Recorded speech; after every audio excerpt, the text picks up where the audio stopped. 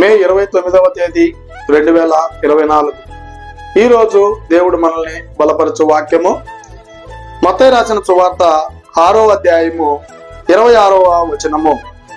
ఆకాశ పక్షులను చూడి, అవి విత్తవు, కోయవు, కొట్లలో కూర్చుకొనవు, అయినను మీ పరలోకపు తండ్రి వాటిని పోషించుచున్నాడు.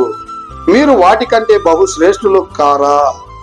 ప్రేమైనటువంటి దేవుని బిడ్డ, ఆకాశ పక్షులైతే కొయ్యవు కానీ, ఏ రోజు కూడా ఎత్తవు కానీ, అవైతే పంట సమకూర్చుకోవు కానీ, దేవుడు ఎలాగ వాటిని పోషిస్తున్నాడో అలాగనే నిన్ను కూడా పోషించేటువంటి దేవుడు. నీకు ఏమి లేదని నువ్వు అనుకోవద్దు. నీకు నీ స్థితి ఇదిగో ఇప్పుడు నా స్థితి ఇలాగే ఉందని నువ్వు అనుకోవద్దు. నిన్ను కూడా పోషించడానికి ఆ దేవుడు సిద్ధంగా ఉన్నాడు కనుక ఇకనైనా దేవుని మీద ఆధారపడి మనం జీవించాలని కోరుకుంటూ ఈ దిన వాక్యం ద్వారా దేవుడు మనల్ని బలపరచును గాక. ఆమేన్. God bless you.